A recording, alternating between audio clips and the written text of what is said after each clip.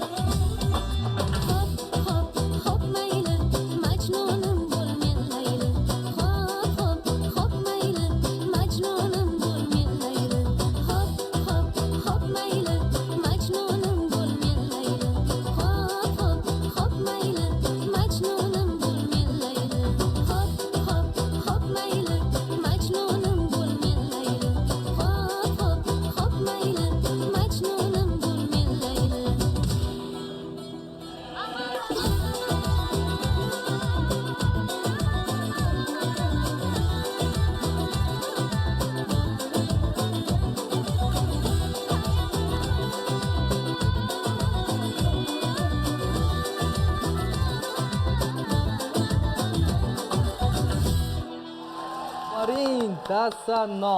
Xush kelibsiz Nilufar opa. Sizni ko'rib turganimizdan biz qatori teletomoshabinlarimiz ham benihoya xursandlar. Kun xayrli bo'lsin. Marhamat, joyingizni egallab olasiz. Rahmat. Kameralarimiz sizga muntazir. Nilufar opa, mana shu daqiqalarda sizni sog'ingan va siz sog'ingan teletomoshabinlarimizga salomlaringizni yo'llaysiz. Assalomu alaykum, aziz muxlislarimiz, aziz yurtdoshlarimiz. Men sizlarni juda ham ko'rganimdan xursandman. Bugungi mana shu tonggi dasturga chaqirganingiz uchun juda ham kattakon rahmat. Men yana bir bor sizlarni xonadoningizga shunaqa qo'shiqlarim bilan kirib borganimdan xursandman. Ijodni boshlaganmiz. Nima desam bo'ladi? O'ylaymanki endi bu yog'iga tez ko'rishamiz. Albatta, Nilufar opa, ayni daqiqalarda bizni dasturimiz tongidan kunduz kuniga ko'chgan va biz hozir to'g'ridan-to'g'ri jonli efirda teletomoshabinlarimiz bilan suhbat olib boryapmiz. Sizni ko'rganimizdan yana bir karra xursand ekanligimizni ta'kidlab o'tmoqchimiz. Albatta, mana shunday sizni sog'ingan muxlislaringiz bor, ijodingizni sog'ingan insonlar bor. Albatta, mana shu ijodingizga nazar tashlaydigan bo'lsak, umuman ijod haqida gap ketganda, Nilufarxonim Saidovani alohida bir repertuarlari juda ham bir mashhur taronalari, ko'plab hit taronalari yurtdoshlarimiz qalbidan joy egallaganligi haqida alohida e'tirof etishimiz darkor. Umuman olganda bugun kundagi ijod haqida gaplashsak. Bugun juda ham jo'shqin ijoddaman. Endi shunaqa ijodiy asarlarimiz borki, 10-15 yil ichida muxlislarimiz ham eshitmagan qo'shiqlarim borda. Radiolarda, xizmatlarda etilgan, lekin Oynajahon shu televideniya orqali ijro etilmagan. Shularni ko'proq ijtimoiy tarmoqlarda qo'yib borishga ham harakat qilyapmiz. Tezroq yetib olishga va yana yengil ijodiy namunalar yaratishga harakat qilyapmiz. Har kuni ishdaman, har kuni shu aranjirovщиклар bilan, shoirlar bilan yozishib, ishlab ko'rishib, shu ijodiy jarayon. Muxlislar kutib qolgan edi uzoq tanaffusingizni va bugun bilasizmi, efirimizda ajoyib bir mavzuni ko'targanmiz. Bu maktab damlari. Keling, maktab paytingizni eslaymiz. Adashmasam, Bo'stonliq tumanida 3-son o'rta ta'lim maktabida tahsil olgansiz. Shu G'azalkent shahrida Abdulla Qodiriy nomli 3-o'rta maktabda tahsil olganman. Bolaligimda juda ham sho'x bo'lganman. 5 yoshimdan qo'shiq aytganman. O'sha maktablarda hattoki madaniyat saroyiga biz dekadirdik. Maktablardan, darslardan qochib borgan paytlarim ham ko'p bo'lgan. Chunki juda ham qiziqishim katta bo'lgan. 5-6 gacha qolib ketardim. Hattoki shunaqa ota-onam urushsalar ham, masalan, qayerda qolding, bo'lsa ham kichkina qizman o'zi. Shu yolg'on gapirishga majbur bo'lardim. Dugonamnikiga bordik, bu yoqqa bordik deb, chunki qo'rqardim shu madaniyat saroyiga borib qo'shiq aytaman deyishga. Endi birinchi ular fikri qanaqa bo'lar ekan deb, lekin ota-onam hech ham qarshilik qilmaganlar. O'sha maktabdan qochib madaniyat saroyiga ketayotganimda ko'pincha akamlar yo'lda ko'rib qolardilar, aytaman masani adamga. Shunda men ularga yig'ib qo'ygan pullarimdan berardim. Ana, aytmasliklari uchun.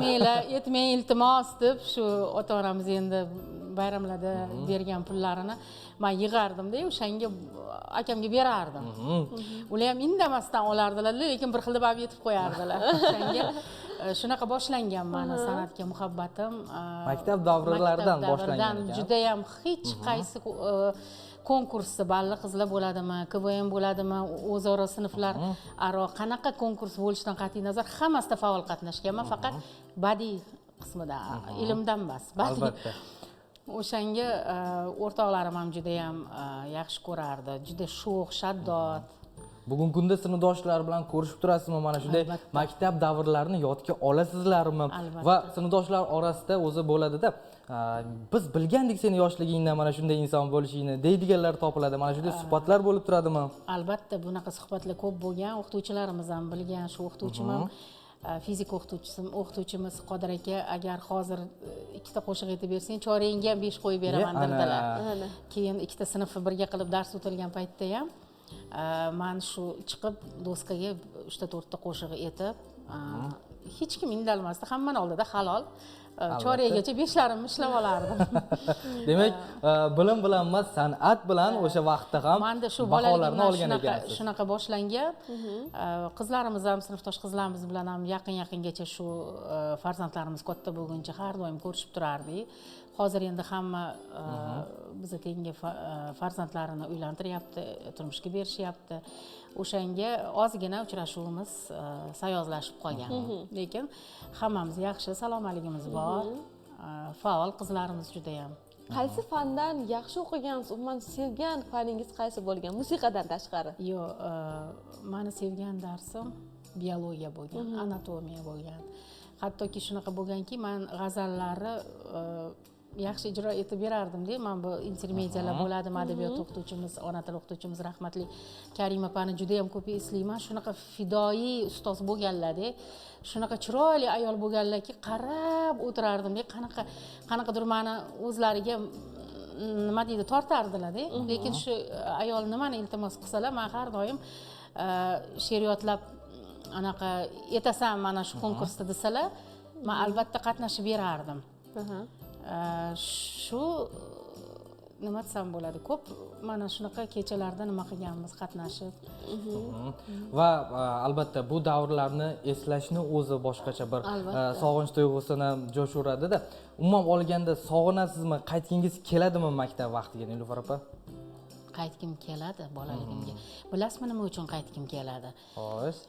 Mana inson biz bilmas ekanmizda vaqtida mana o'tib ketaverar ekan vaqtlar o'tib ketaverar ekan qadriga yetmas ekansiz hech kimni nima deydi hattoki shunaqa o'ylar ekansizki hech qachon bu narsalar tugamaydi bu insonlar ham abadiy bo'ladi albatta deb shu bolaligimga birinchi o'rinda shu bolaligimdagi bolalik hovlimdagi o'ynab yurganimdagi shu ota onamni mehrini sog'inaman keyin shu jigarlarni baribir mana hozir biza shartmi shartsizmi o'zimizni xohishimizda emas-ku hammamiz ishlaymiz bola chaqalimiz man ko'proq shu bolalik davrimdagi hammamiz mana shu jigarlar yig'ilgan mana ota onamiz yuribdi hayotlar o'sha paytlarni ko'p sog'inaman qaytgim keladi lekin buni iloji yo'q albatta ijodingizda nazarimda maktab mavzusida hali tarona yaratilmagan to'g'rimi lekin mana inson yoshi ulg'aygan sari albatta maktab davrlarini eslaganda siz aytganingizdek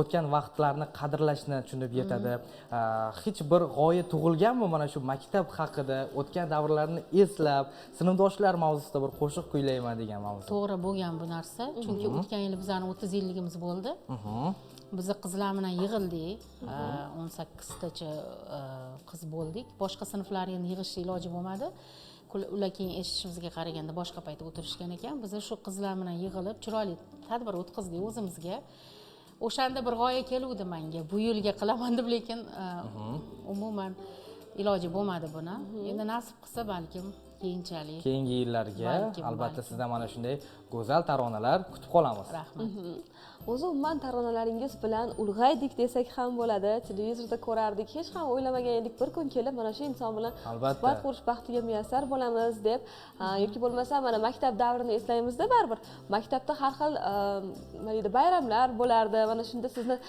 taqlid qilib chiqqan paytlarimiz ham bo'lgan qo'shiqlaringizni kuylab chiqqan paytlaringiz umuman bolalik xotiralaringizdan eng yana esda qolgan qanday voqealar bor mana akangiz bilan bog'liq voqeani aytib berdingiz yanachi bolaligimizda bizani uyimizda o'zi hamma san'atga qiziqqanda chunki adam rahmatli bizani hech qachon hech narsadan to'smaganlar masalan san qiz bolasan senga buni kiyish mumkin emas senga bu soch turmagi mumkin emas degan narsa bizani uyda bo'lmagan man shu qandoq hozir yurgan bo'lsam uyimda ham shunaqa yurganman bizada cheklov bo'lmagan ota onamiz bizga shunaqa chiroyli bolalikni taqdim qilishga man judayam minnatdorman ulardan adam rahmatlini og'aynilari ko'p edi judayam shinavanda odam bo'lganlar uyimizda har kuni mehmon bo'lgan uyimizda har kuni mehmon bo'lgan o'sha og'aynilari kelganda biza bolalar shu 6ta farzand bo'lganmiz oxirgi 4tamiz konsert qo'yardik konsert qo'yardik akam tor chalib qo'shiq aytardilar bitta akam doira chalardi man singlim bilan raqqosa bo'lardi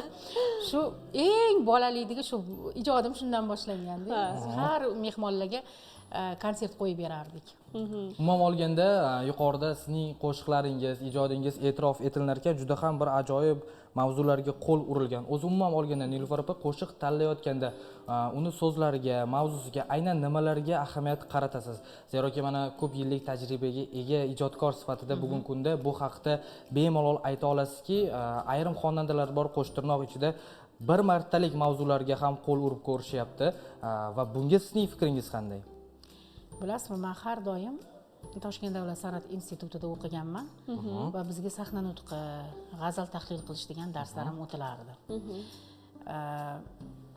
umuman ijodkor birinchi o'rinda she'rga e'tibor berishi kerak va musiqa tanlashda ham did bo'lishi kerak qo'shiq tanlashda ham birinchi o'rinda shu she'rga e'tibor beraman va shu menga masalan shu o'qiyotgan kitobim orasida yoki bir qanaqadir bir suhbatlari orasida qanaqadir mavzu yuragimga yoqib qolsa shu mavzuda qo'shiq qilishga harakat qilaman endi haligi siz aytgan bir martaliklar ular bir marta qo'shiq aytib yo'q qo'shig'i yo'q bo'lib ketadi degan qo'shiqchilarimiz bilmadim endi ular qaysi nima qanaqa o'ylashadi menga qorong'u lekin men hech qachon san'atda hech qachon hech narsani ketidan quvib bo'lmaydi albatta mana masalan mablag'i mana shu qo'shig'imni orqasidan mana shuncha topaman mana shuncha menga to'y chiqadi mana shu bilan men ko'tarilaman deb agar san'atkor o'ziga o'zi diagnoz tashxis qo'ysa bu уже san'atkor o'lgani bo'ladi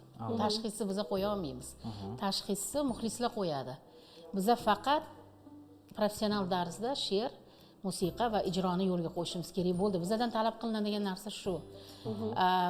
Muxlislarni o'zlari topib tanlab topib oladi kimga nima kerakini. Agar yo'q men mana shu stilda, mana shu janrda yoki mana shu uslubda qo'shiqlar ko'p chiqyapti, demak men ham shunaqa qilishim kerak ekan desam, men yana 20 yilga ijodimni cho'za olmayman.